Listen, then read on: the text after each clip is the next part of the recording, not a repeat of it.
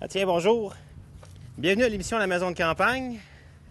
Je vous présente mon beau plancher structural que j'ai décapé. En fait, une partie a été décapée. Et c'est ce qu'on va faire dans l'émission cette semaine. On va commencer à faire de la finition. La première fois dans la maison, on va faire de la finition intérieure. C'est-à-dire qu'on va vernir ce plancher-là dans la perspective de le reposer. Ça va être la dernière fois dans tout le projet de la maison où on fait du salissage, de la démolition, du nettoyage. Parce que quand on décape ces planches-là, c'est un peu compliqué, c'est un peu salissant et c'est un peu polluant. Mais comme c'est notre dernière étape pour enlever ce qui n'était pas bon dans la maison pour la dernière fois depuis les 3 dernières années, c'est très encourageant. Puis on peut voir qu'en dessous, le bois est magnifique. Donc, ça annonce de belles choses pour la suite du développement de ce projet-là de la maison ancestrale. Donc, on commence notre émission tout de suite. En 2005, j'ai acheté la plus vieille maison des Laurentides qui était abandonnée depuis 25 ans. Pour arriver au bout du projet, au cours des 8 dernières années, en apprenant chaque métier, j'ai passé plus de 10 000 heures à la restaurer. Mon nom est Philippe Junot et voici l'histoire de cette incroyable aventure.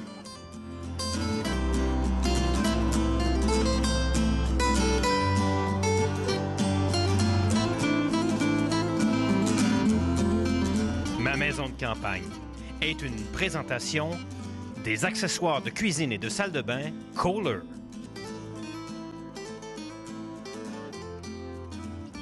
Une présentation de Céramique Italnor à Piémont. Et de votre courtier Sotheby's.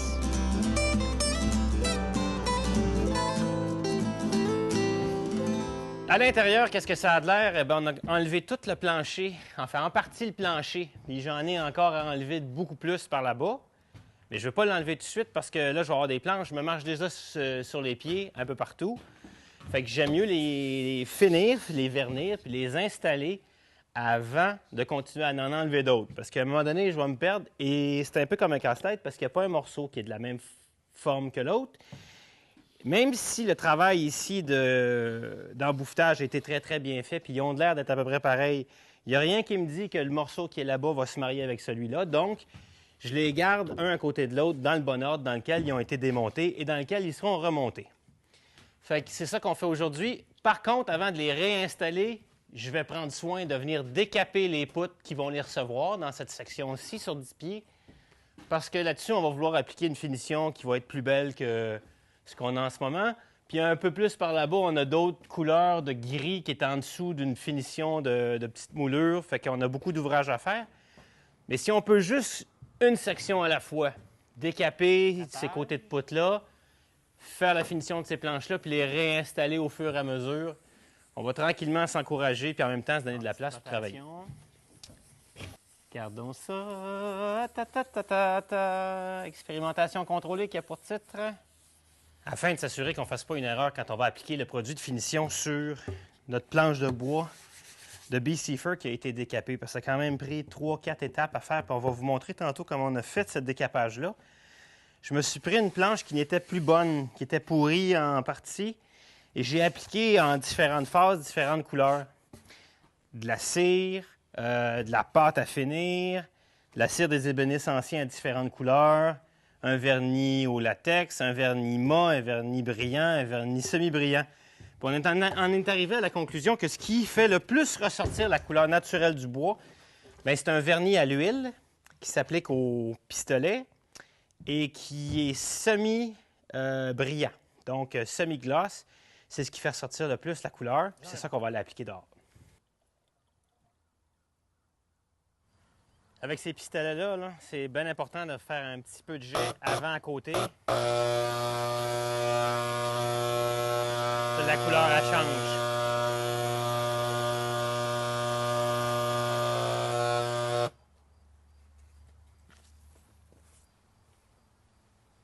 Parce qu'au pinceau, on dit que ça va prendre 1 heure avant qu'il soit sèche au toucher, mais au pistolet, comme ça, j'en mets bien plus.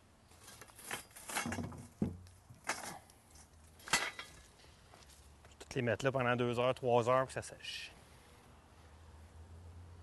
S'il vente, au moins il n'y a pas de pluie qui s'en vient, ça c'est sûr. Fait que si je prenais mon pistolet à l'air ordinaire avec du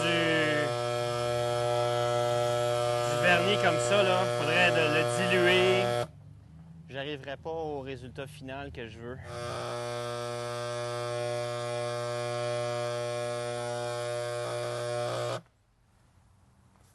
Parfait. Là, ces planches-là sont moins faciles à travailler. Ça, c'est la couleur d'origine. Il n'y a pas de coloration dans le vernis. Mais quand un vernis à l'huile est appliqué sur du bois, ça va le foncer un petit peu. Contrairement à un latex qui, lui, va lui garder sa couleur originale. Par contre, le vernis au latex ne donne pas le même effet riche que moi je désirais avoir. Semi-transparent, ça fonctionne. Le fait des tests, quand on met un vernis au latex dessus, c'est comme si on n'avait pas mis. Fait que là, on n'a pas comment amplifier la belle couleur naturelle. C'est de la pruche de l'Ouest, du BC Fir, qui donne cette couleur-là, mais qui a été vieillie au terme des ans, 165 ans. Regardez le beau grain dans le bois partout, c'est magnifique. Puis ça, là, pensez que c'était sous 5 à 6 couches de peinture. Oui, il y a des endroits où il reste encore de la peinture, mais on peut juste pas aller tout gratter. Puis ça fait un petit peu le vieux look qu'on recherche. Et quand on applique ça au pistolet, les gants, manches longues, casquette, sinon vous n'aurez pas besoin de fixatif dans les cheveux pour les 2 prochaines semaines. Il faudrait faire attention aux yeux, mais moi je me place le vent dans le dos, donc je vais comme ça.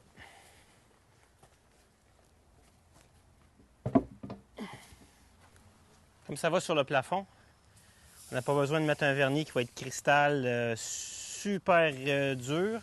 Puis une seule couche, ça va être assez. Je n'aurais pas besoin de mettre 3 couches. Une couche sablée, puis une dernière couche, là, mais sur le plafond, pas besoin. Il y en a qui me disent « Ah, sur le plafond, mets ça mât, parce que sinon, ça fait sortir des défauts. » Des défauts. En faisant ce projet, j'ai appris à laisser de côté les avis esthétiques qui laissent à désirer. Pour compenser pour les planches originales du plafond pourries par les infiltrations d'eau et irrécupérables, j'ai emprunté quelques planches du plafond de la grange que je mettrai dans une pièce moins importante. De voir le bois revivre avec autant d'éclat est une énorme satisfaction après avoir vu l'état des lieux au début du projet et la quantité de travail que j'ai dû faire pour en arriver là. On est rendu à l'étape où on va habiller le plafond de la cuisine. On avait mis des poutres qu'on a été chercher dans une grange, qu'on a nettoyées. Et puis, j'ai déjà installé et préparé la première moitié, soit 20 pieds par 10 pieds, avec l'ancien plafond du 3e étage de la maison ancestrale. Puis là, l'étape qui me reste à faire, c'est de faire la deuxième moitié. Puis pour faire ça, je récupère les vieilles planches, toujours en BC Fir. Ça, c'est un très, très beau spécimen vu sa largeur. Par contre, on habillait le revêtement de finition avec une baguette qui venait cacher le joint. Donc, les ouvriers, il y a 160 ans, quand ils ont fait ça à la hache. C'est vraiment fait de façon grossière, mais il n'y avait pas besoin de faire mieux.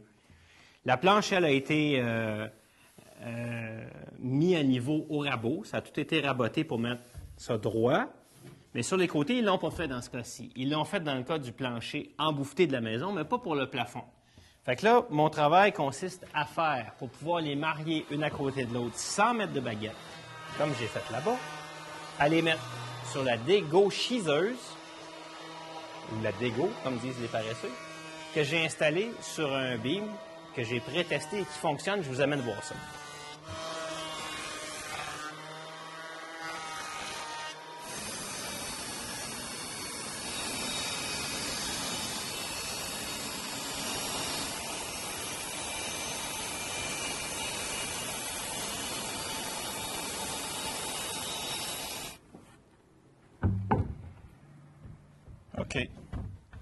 OK, après ça, on va faire toute cette opération-là avec toutes les planches qui nous restent. Après ça, on va aller dehors à la finition au pistolet, comme on a fait avec le plancher d'ici en haut. On va réinstaller ça. Puis après ça, on va être prêt à faire le deuxième plancher par-dessus les planches qui sont finalement des planches juste d'esthétique. Le plancher structural, il va être fait en 2 par 10 par-dessus ça pour recevoir la salle de bain qui va au-dessus de la cuisine. Fait qu'on va s'arrêter faire une pause. Puis Puis au retour, on poursuit notre émission à la maison de campagne.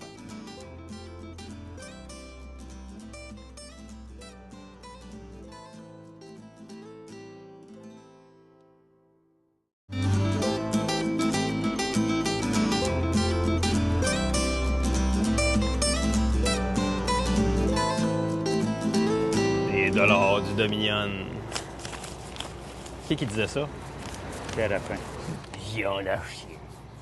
Ça coûte cher. Ça a l'air que le personnage qui a inspiré Séraphin habitait dans la maison derrière la maison de Thibodeau. Heureusement, aujourd'hui, le monsieur est beaucoup plus gentil. Mais ça a l'air que le monsieur se promenait, là, puis il ramassait un vieux clou carré à terre, là, puis pour faire son cercueil.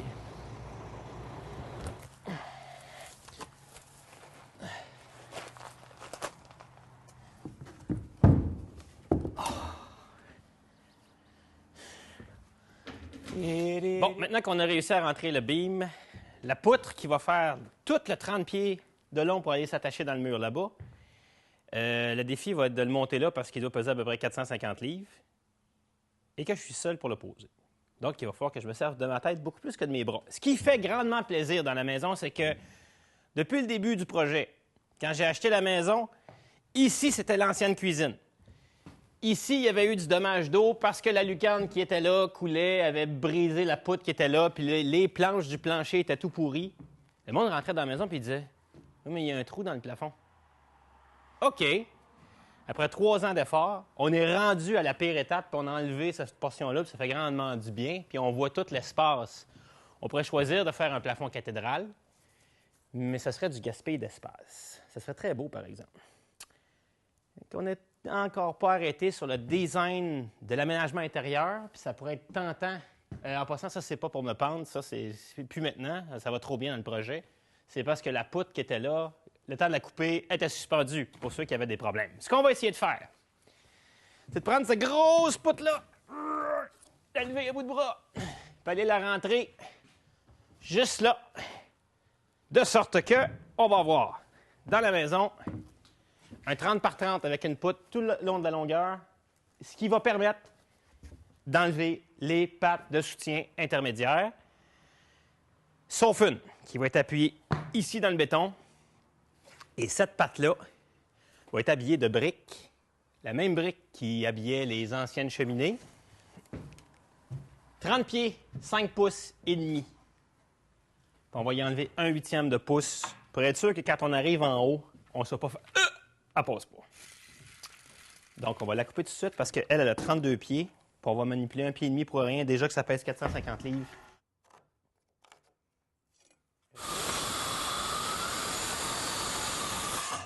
J'ai sérieux doute sur ma capacité à lever ça. Chose à la fois. On va le couper, puis après, on reste. OK, ma stratégie, ma tactique, c'est de me servir d'un point d'appui central pour la lever autant que je veux. Voilà. OK.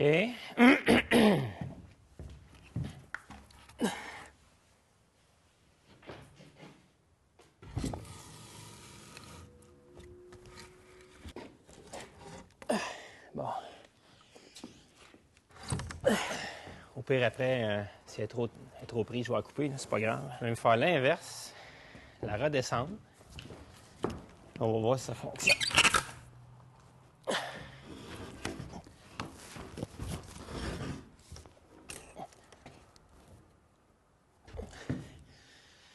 Fuck!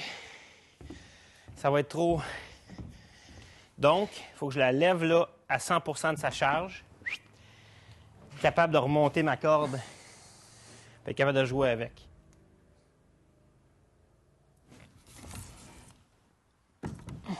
OK.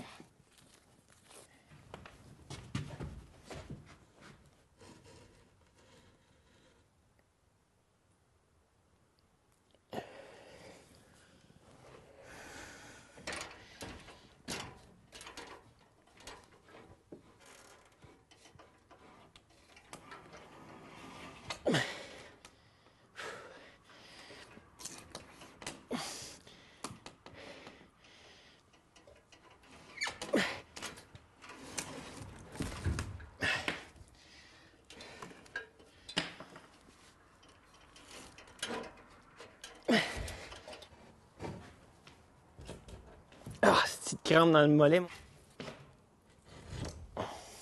Une petite police d'assurance.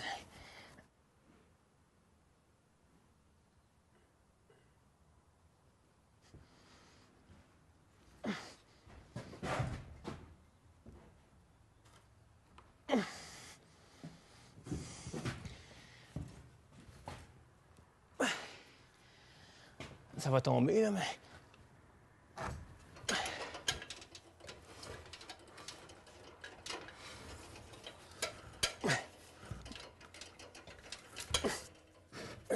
C'est parent juste en plus.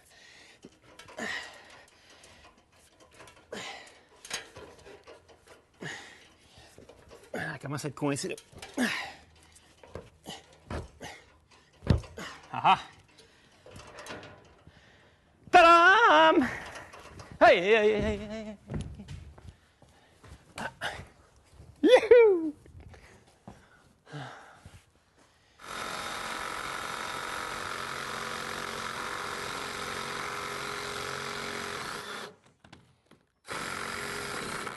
Décidément, pour rendre la batterie, là, ça a du power. Voilà, elle ne pourra plus partir par là. Mesdames et messieurs, cette maison est maintenant sécurisée. Je suis maintenant libre de retirer les poteaux d'acier temporaires qui retenaient chaque poutre transversale. Mon pari est gagné. Je viens de créer une pièce de 30 pieds par 30 pieds avec seulement un seul point d'appui en son centre. On s'arrête pour se reposer quelques instants. L'émission se poursuivra après la pause.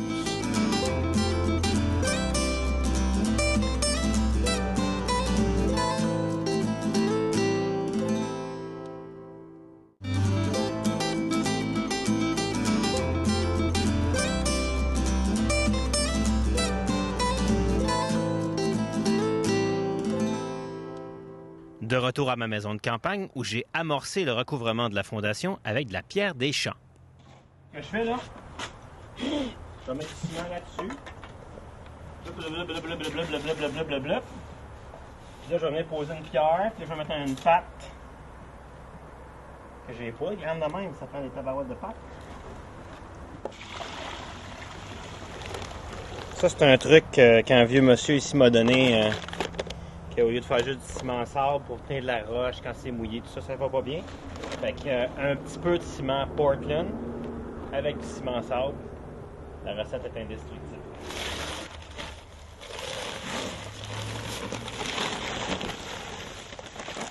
Le succès de la maçonnerie est la texture du mélange lorsqu'on le prépare. À force d'en mélanger, on finit par savoir quelle texture on a besoin pour attacher les pierres ou pour remplir de mélange les espaces entre les pierres. Et dans un cas ou l'autre, ça demande un bon effort mécanique qui ressemble davantage à un entraînement de canoë-kayak.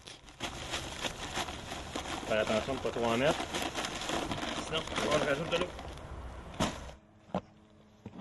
L'idée de recouvrir la fondation de pierre et non seulement de crépi vient de mon désir de respecter l'ancienne fondation de la maison qui était de pierre des champs de 5 pieds de largeur.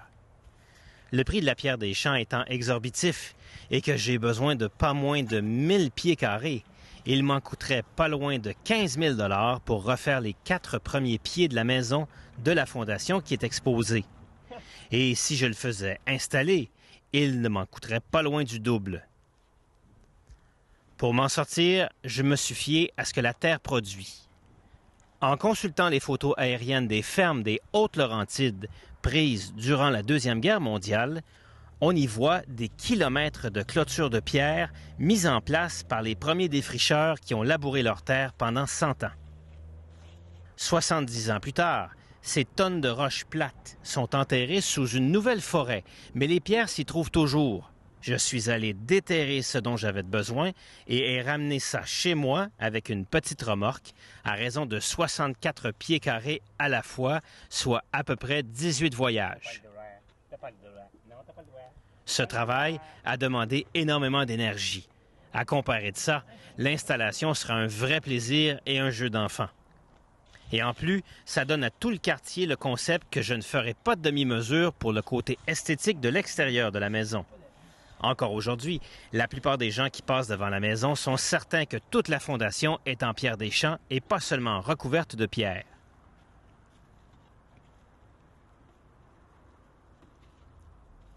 Comme dans plusieurs étapes de la maison, de résoudre les problèmes à la fois économiques, techniques et esthétiques en une seule et unique solution procure fierté et satisfaction.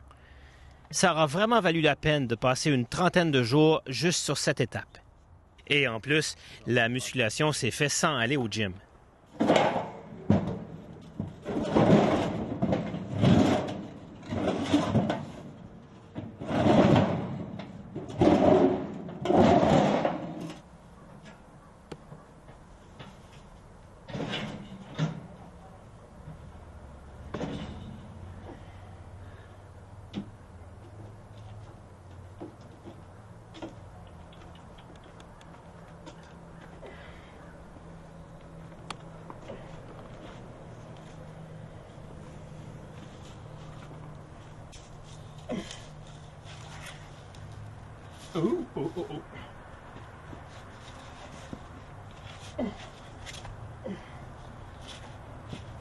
C'est cool, là, mais...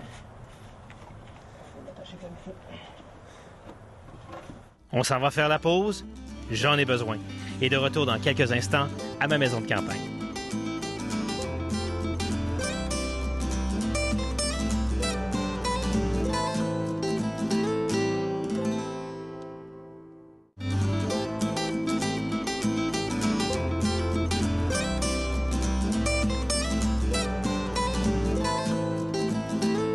On vient vérifier si l'état du séchage de mon vernis semi-transparent. Ça, c'est le premier morceau que j'ai fait. En fait, il est là-bas. Ça, déjà, là, on est pas mal sec-sec. Puis ici aussi, ici, ça, c'est pas grave si j'y touche. C'est la portion qui va être en dessous des poutres. Ici, je commence à être un petit peu collant. Ici, un peu plus. Ici, un peu plus. Puis là, ben c'est sûr. Ah, ben tiens, elle est plus. Ah non. Puis là, on s'en va. Fait que tranquillement, je vais aller commencer à décaper les poutres qui vont les recevoir. Puis si par le temps que je finis de décaper, ça va avoir fini de sécher, je vais être prêt déjà à installer toute cette section-là de plancher. Puis ça va faire un petit boost au moral.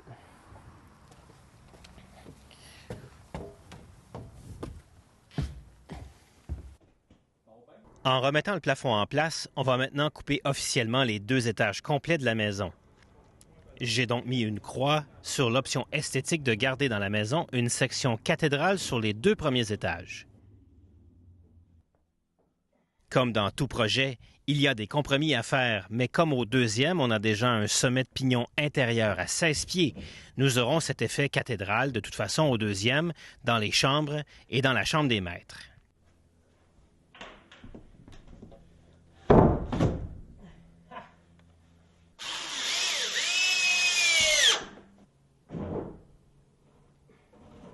Patiemment, chacune des planches est remise en place après avoir été proprement décapée pour maintenir la magnifique couleur oxydée du BC Fir par les années.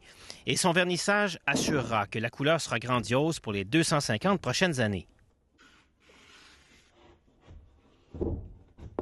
Après tout le sale travail d'un été complet à décaper, le travail propre de remettre en place le plancher est un vrai bonheur, tout en étant facile à faire. Les planches s'embouffent facilement et quelques vis suffisent à sécuriser le tout en place. Heureusement qu'avant de démonter le plancher, j'ai tout numéroté. Aucune planche n'est pareille et en suivant les séquences de démontage, il est beaucoup plus facile de les rassembler. Dorénavant et pour la première fois, on sera en sécurité partout dans la maison sans craindre de passer à travers une planche pourrie. Les heures passent, mais je ne sens absolument pas la fatigue, car, en fait, je suis chargé d'une énergie qui me propulse. Je sais maintenant que le pire est derrière moi et que je vais réussir mon projet.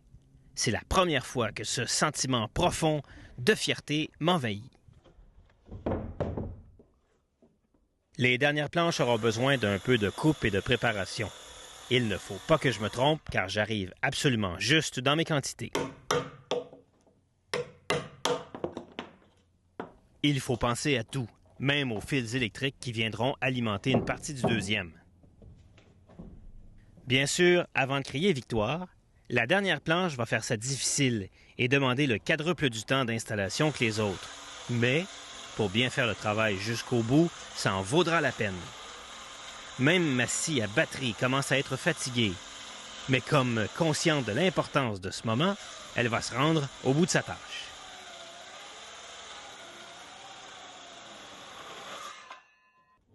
En utilisant parfois des stratégies non orthodoxes, j'arrive encore une fois à mes fins.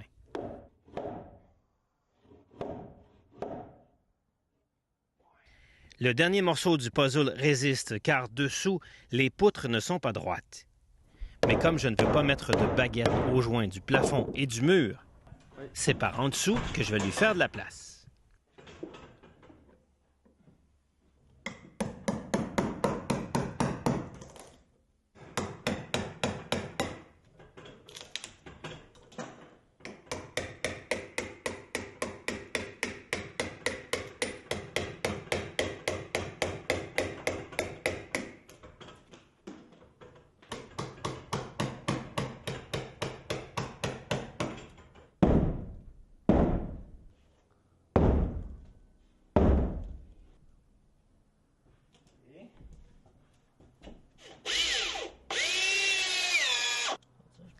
Une dernière vis et c'est fini.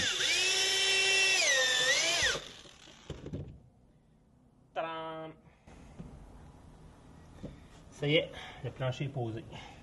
Et pour la première fois, depuis que j'ai acheté la maison, je peux me tenir ici, cette section-là, en toute sécurité, avec ça qui est réparé, ça qui est réparé, la poutre qui est réparée. Et pour la première fois, la maison est réparée de son original à 100%. Elle est saine, elle est droite, elle ne bougera plus. Donc, c'est une grosse étape du projet qui vient d'être complétée. On va s'en aller là-dessus sur la fin de l'édition, puis on se retrouvera la semaine prochaine, puis on va commencer à faire de belles finitions à l'intérieur. On a notre équipe, salut à tout le monde, et à la semaine prochaine.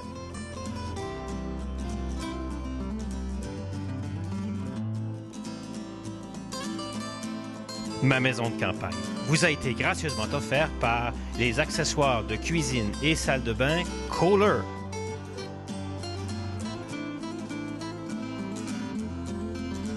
Par Italnor Céramique à Piémont. Et par votre courtier Sotheby's.